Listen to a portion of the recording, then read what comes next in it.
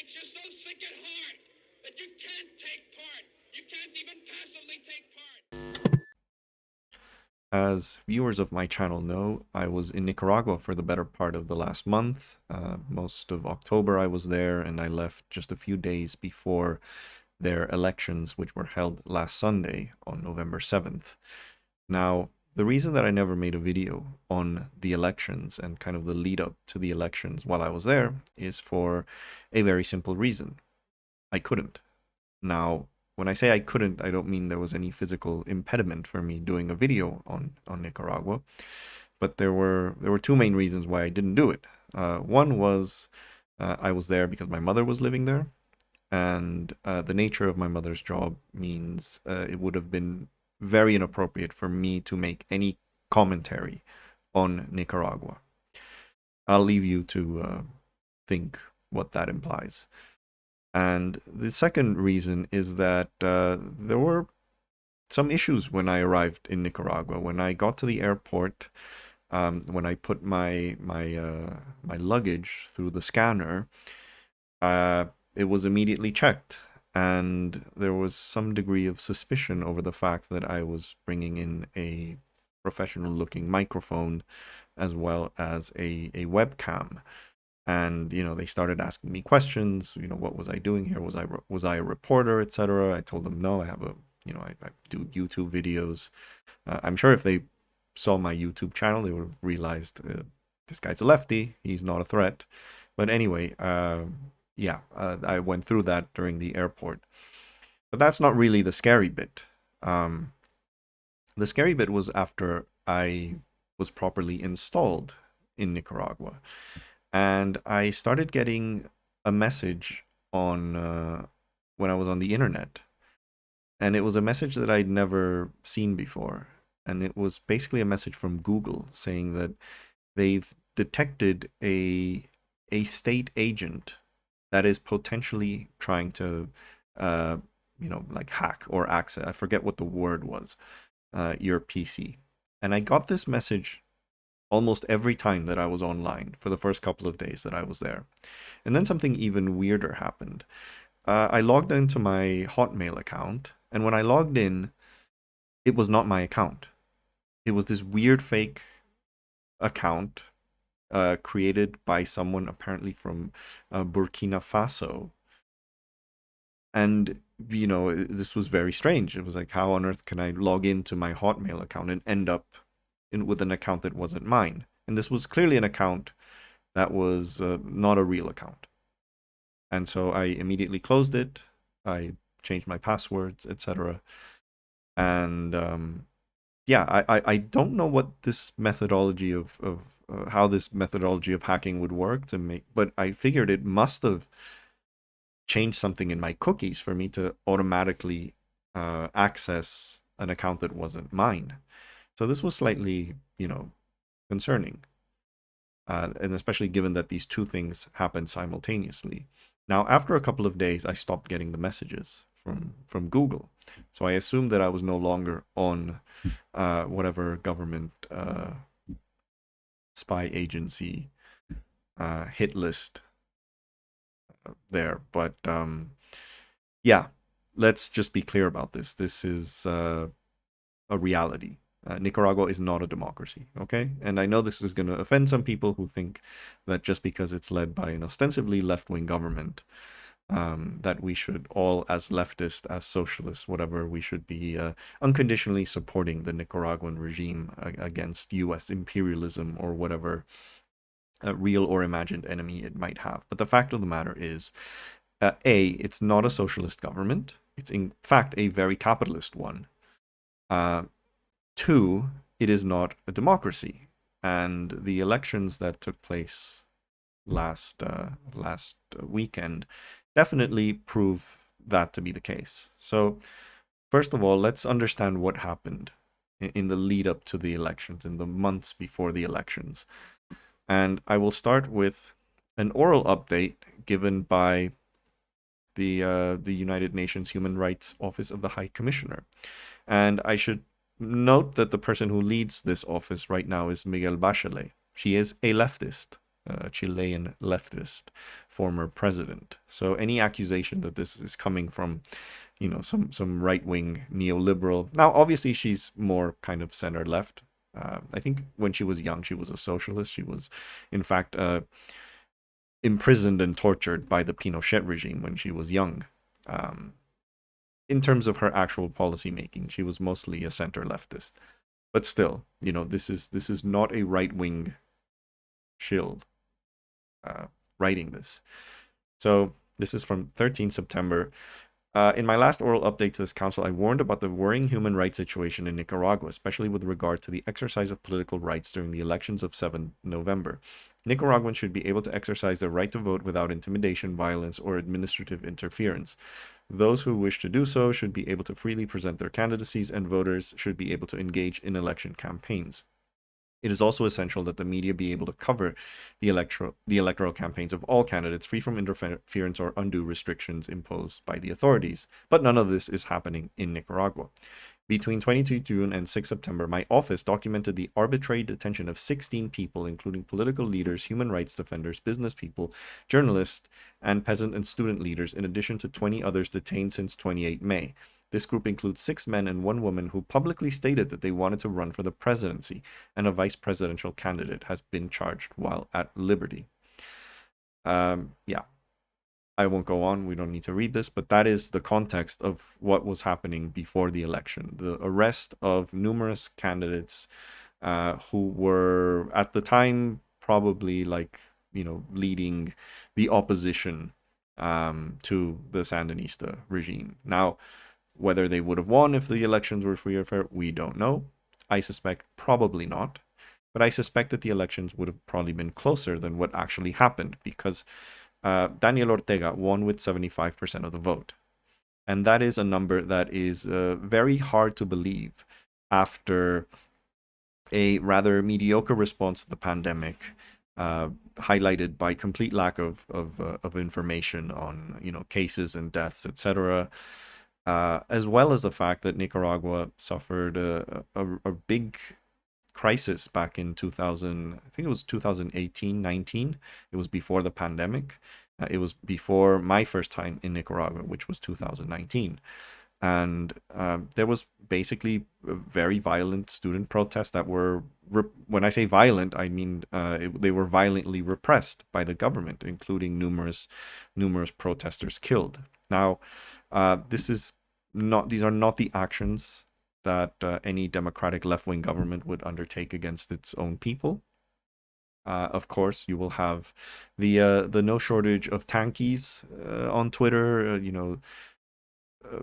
The anti-imperialist crowd that has hashtag free Palestine and hashtag free Assange on their Twitter bios, claim that of course these were all CIA agents in disguise, whatever. But the fact is there was a crackdown, and these things put together means you probably would not have arrived to an election winning with a higher margin than you did back in 2016, when was the previous election, when Ortega won with 72% of the vote.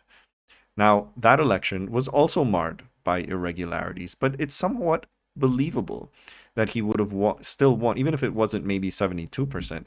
I have no doubt in my mind that Ortega would have won with a resounding margin, because at the time, Nicaragua was doing really, really well. Like, Nicaragua has been, taking away the authoritarian tendencies of the Ortega government aside, Nicaragua has been one of the most successful countries, successful left-wing governments in Latin America over the past couple of decades. It's the country that has actually reduced its Gini index more than any other in Latin America. That's the measure of inequality. Vastly reduced poverty, made tons of social programs in parts of the country that were largely neglected by previous governments. It still is the second poorest country in Latin America, but the margin now, the poorest is Haiti, and Nicaragua was at one point probably closer to Haiti than the third poorest. But now it's almost level with some of its northern neighbors like El Salvador, Honduras, in terms of GDP per capita, which is an absolutely amazing achievement. And they've also done this while simultaneously not having a lot of the other social issues that those countries have. So Nicaragua is, by Latin American standards, incredibly safe. The entire month that I was there, I felt incredibly safe wherever I was. Something I cannot say about Mexico. Um, I was taking my laptop anywhere. Sitting down in cafes, taking taxis from the street. Nothing happened. It's remarkably safe. So, in terms of, I think, quality of life, it's probably much better than their northern neighbors, even if they're slightly wealthier. And like I said, in some respects, it's doing better than Mexico, a country that is by many times wealthier. So, they did a lot of good things. And in 2016, riding on the back of these successes on the economic front, it is not inconceivable that Ortega would have won, like I said, maybe not 72%, but still pretty damn high, and well ahead of anyone in the opposition. But the fundamental problem with the Latin American left is the insistence that all political projects must revolve around a personality. That is the original sin of the Latin American left. In very few occasions is there a leftist movement in Latin America that becomes a movement disassociated with its main leader or founder. And that is incredibly problematic. We see this, we saw this in Ecuador with Correa. We saw it in Venezuela with Chavez. We saw it even in Bolivia with Evo Morales, who I think, Bolivia has also been probably the best success story of the left in Latin America. But still, the insistence of Evo Morales in still running all the time, I'm not saying this justified the coup in any way. That was deplorable. But I still think that there was no reason why he would want to stay in power when he can have delegated that power and made his movement into something more long-term, based around, a set of principles, a set of policies, more than just about Evo himself. So Daniel Ortega has fallen into this trap, unsurprisingly. Again, ironically, he has become a dictator, despite the fact that he fought to remove a dictator. That was the origin of the Sandinista movement, to remove Somoza from power. So this is very, this is despicable. This is anti-democratic. This is not the way that you run an election. And it's clear that he was worried that he might lose, precisely because of the student protests, the bad COVID, the bad pandemic handling, etc.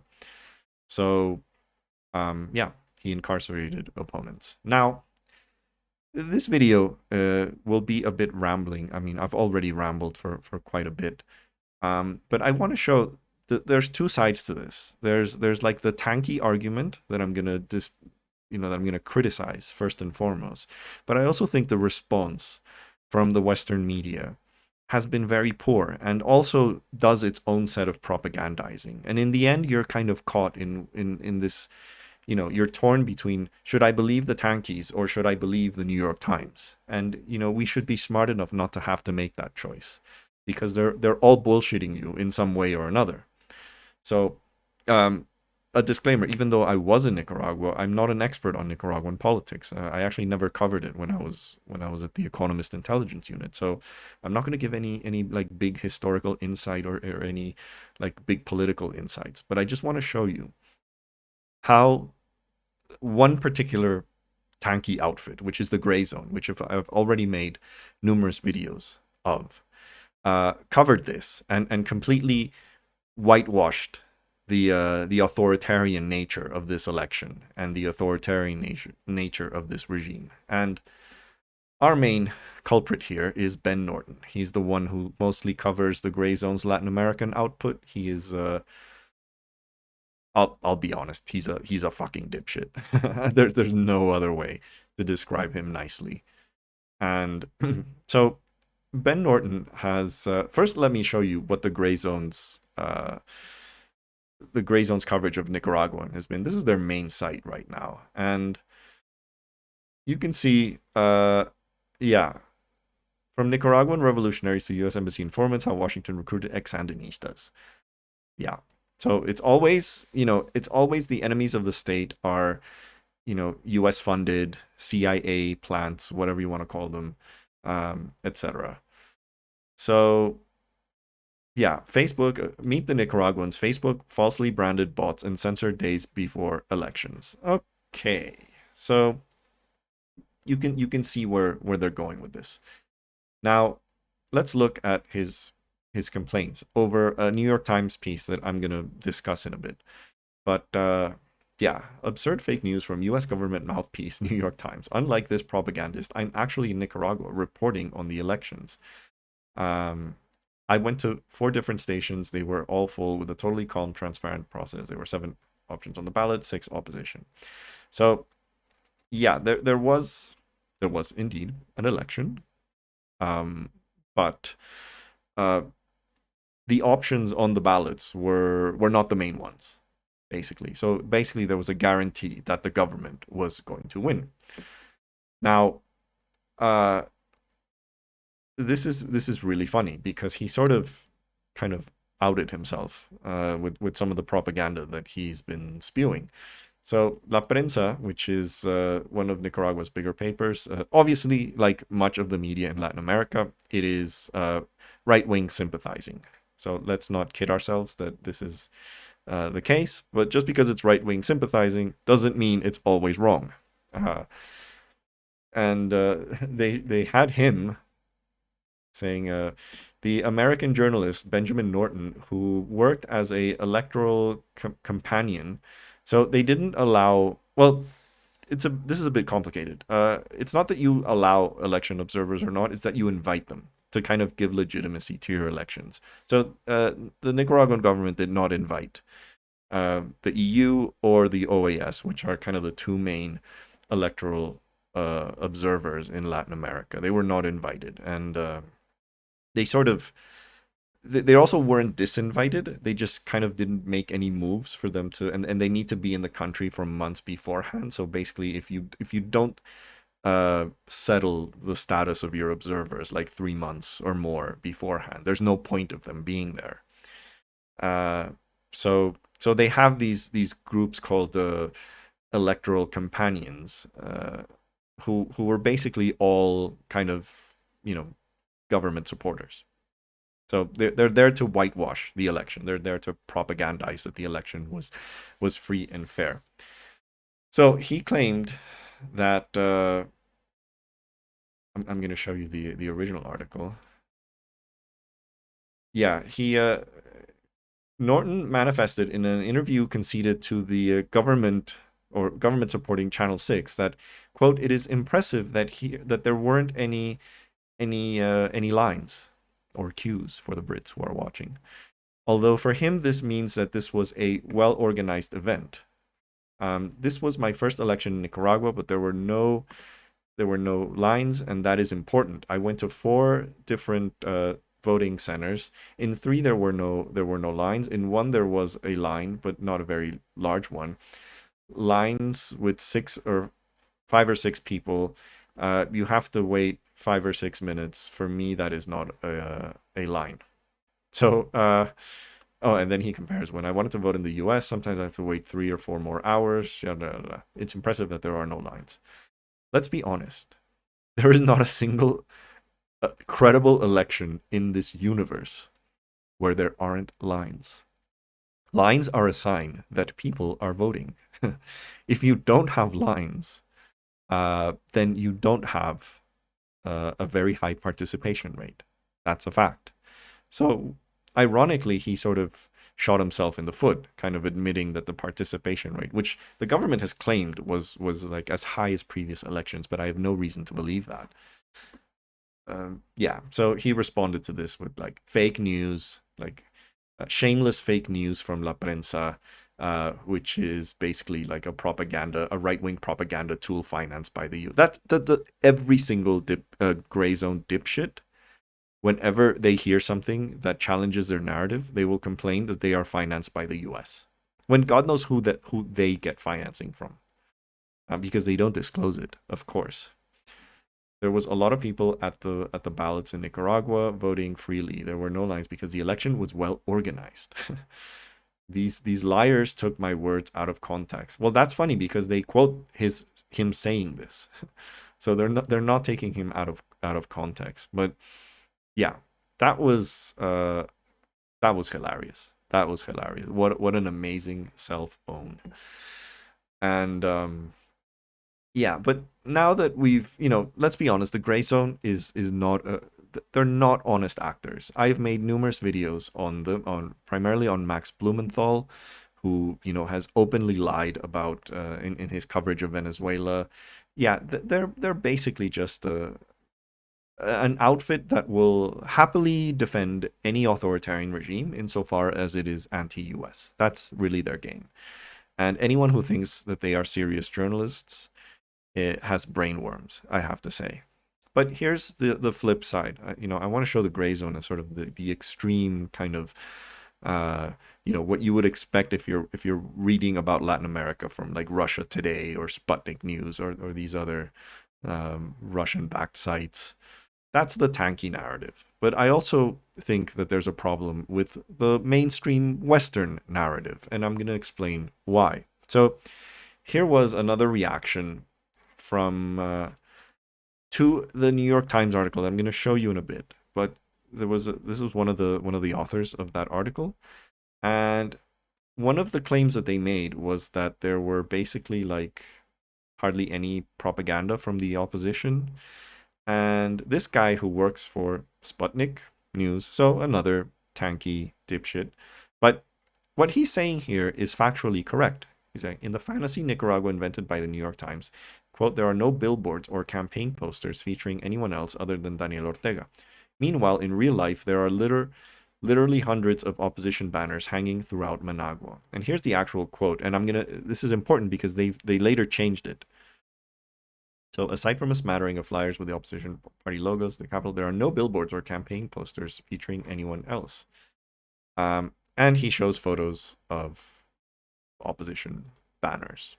And I can attest, I was there and I saw these. I don't know if I saw exactly these. I've been past this sign. This is, by the way, an amazing rum. I don't know if anyone who watches this likes rum as much as I do. But Nicaraguan rum is absolutely fantastic. And I strongly, if you can find a Flor de Caña, the 10-year one is pretty good and pretty cheap. The 12-year one is fancier. But yeah, I'm a big rum fan, okay? So yeah, this was there. I saw it. There was never anything more than this. Like these banners that you would see kind of posted on posts on the street. But it is also true that there weren't I might be getting a bit ahead of myself here, because the New York Times article says that there were like giant banners of Ortega. I didn't see any of this, but then there wasn't any need for it because there was already enough like standard Sandinista banners all over the place. But this was factually incorrect. What the New York Times is claiming here is indeed factually incorrect. And here's the response from Keith Olbermann.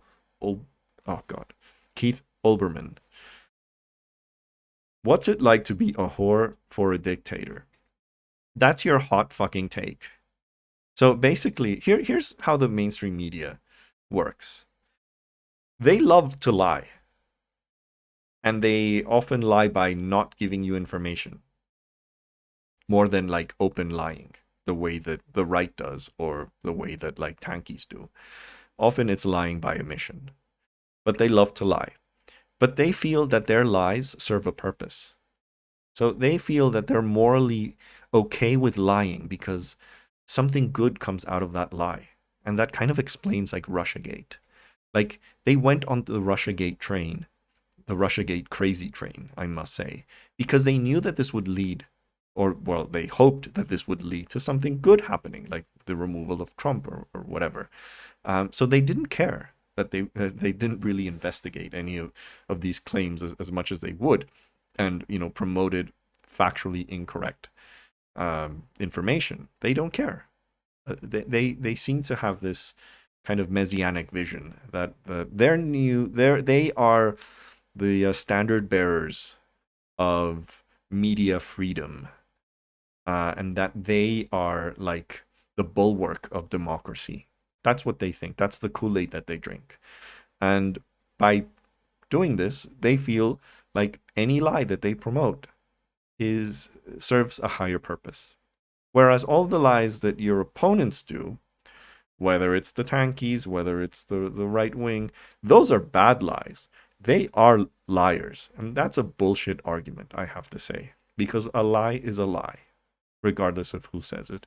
And any journalist, whether it's tanky dipshits like the Grayzone, or far-right nutters like Fox News, or your standard liberal centrist media like Rachel Maddow, Keith Olbermann, Chris Hayes, all these other clowns, they have to have the exact same standard for truth. So this is just really cringe. So now let's go to the New York Times article. And, you know, a lot of what they say is true. I would say most of what they write about is kind of true. Obviously, it's very selective who they're interviewing. And I would say that they're also selective what bits they said that would sound. They basically present an image of Nicaragua that is far more, I would say, repressive and totalitarian than it actually is. And the fact of the matter is, Nicaragua doesn't feel like a dictatorship. It certainly doesn't feel like a socialist dictatorship because, you know, I spent a lot of time in a very, very glitzy mall with a lot of very glitzy brands, and there was definitely nothing socialist about that. So, you know, as long as you're not involved in politics, you're kind of okay. So that's sort of, you know, it's anti-democratic and it is authoritarian. The kind of the laws that they've passed, attempting to silence opponents and dissent. But like I said, if you're not involved in politics, you will not have like the KGB on your back every day, like you would have had in the Soviet Union or some other, you know, like, you know, North Korea or something like that. And there's some comments here that I just find really, really odd. And you know, first of all, they're mostly interviewing people who have had some stake in the political process. But yeah, so I'm going to read this bit. So there are no election observers in Nicaragua, only so-called election companions like Ben Norton. A hodgepodge of officials brought in from countries like Spain, Argentina, and Chile, many of whom are members of their localist communist parties. Their job, one member of the Electoral Commission said, is not to intervene, but rather to watch and enjoy the voting process. Well, that's kind of what like standard electoral observers do. They don't intervene. This is crazy. What have they actually like understood what the role of an electoral observer does? Across Nicaragua, there were a few signs that a contest for the nation's highest office is underway. This is actually true. I agree with that. It didn't seem like, especially in Latin America, elections in Latin America are massive things, like massive things. Like there's music, there's signs, there's everything. Like, you know, your country's in the middle of an election because, and you know, I've been through elections in Costa Rica, in Mexico, and holy shit, like there's no way to miss the fact that you are in an election. And it's true, Nicaragua just didn't feel like there was a process underway. Gigantic images of Mr. Ortega and his wife, who is his vice president, loomed over the streets. This is bullshit. I did not see a single giant image of Ortega in Managua, okay? Obviously, I didn't visit all of Managua, but I was in the downtown part. I was in other part. I did not see this. I don't know where they got this from. Vaccination sites played revolutionary jingles with titles like "The Commander Stays." Government buildings flew the flag of the Sandinista Party next to the national flag. This is standard fare. When I was there in 2019, this was all. You have Sandinista flags everywhere. That's the point that I kind of wanted to make with the opposition signs, that there weren't many government signs because they didn't need to be. They're already doing the propaganda, because like the moment you step out of the airport, you have Sandinista flags. You want to go to the to the like the lakefront, also Sandinista flags. Outside any public building, lots of Sandinista flags. They're everywhere. Yeah. Oh, there's the correction. An earlier version of this article described imprecisely the presence of campaign advertisements in Managua. While the vast majority of advertisements featured President Daniel Ortega, some opposition candidates were featured on banners in the city. Again, this is still fake. Like there weren't. I didn't see a single campaign ad of Ortega. Like I said, there didn't need to be one. So this is like, why do they lie? Why do they lie? They could have made a good article explaining all the issues without lying.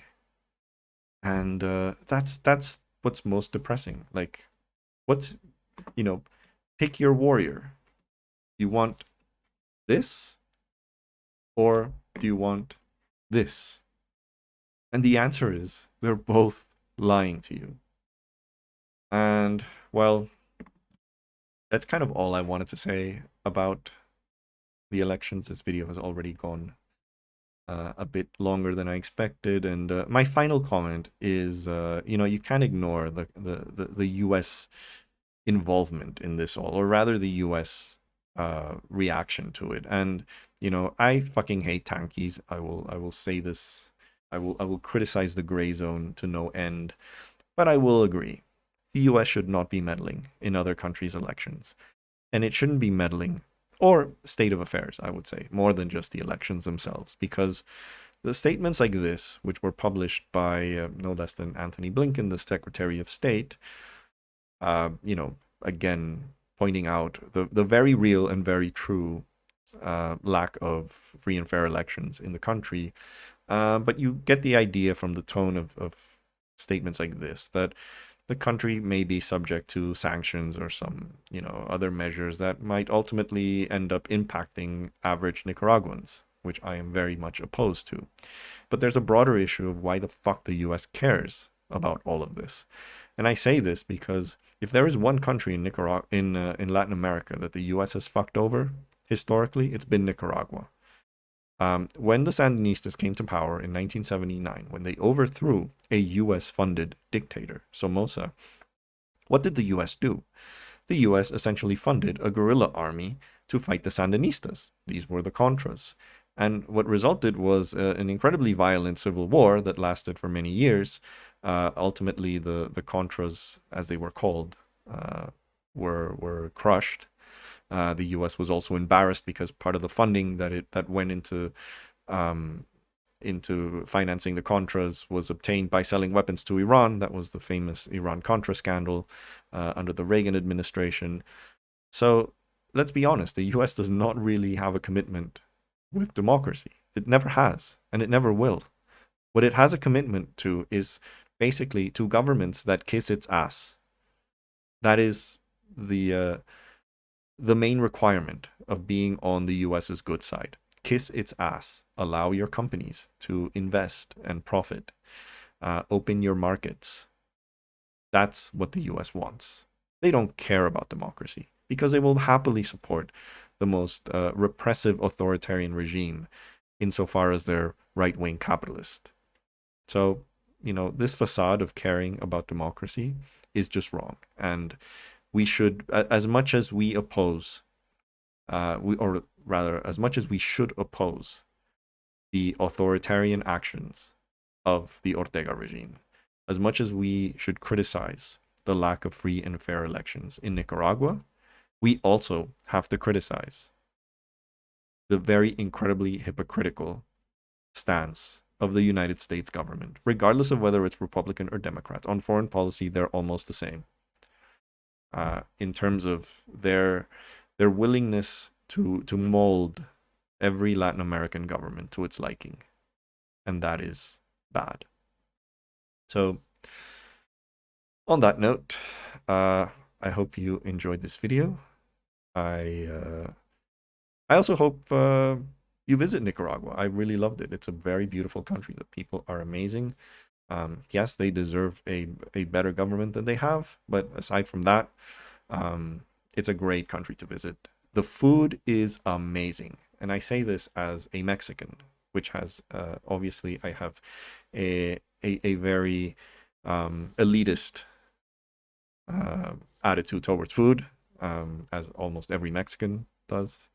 We expect nothing but the best, and Nicaragua did not disappoint. I had better food there in 1 week than I've had in 12 years in Britain. And especially if you're a meat lover, the meat is amazing. Definitely one of the least well-known gastronomical centers of Latin American cuisine. Yeah, it's really amazing. So yeah, I would totally encourage people to go visit this country or learn more about it. Their history. What I am familiar about them is when I was in high school, I learned the history of a small number of Central American countries, and Nicaragua was one of them, and basically focused on the period of the Somoza government and then the war between the Sandinistas and the Contras, and it's really interesting. And so if anyone is interested in that bit of history, I would strongly recommend you dive in. So but yeah, don't listen to whatever the Grayzone has to say about this shit, or the New York Times for that matter, because they're both shit. So on that note, thanks for watching this rather long video, and I will see you next time.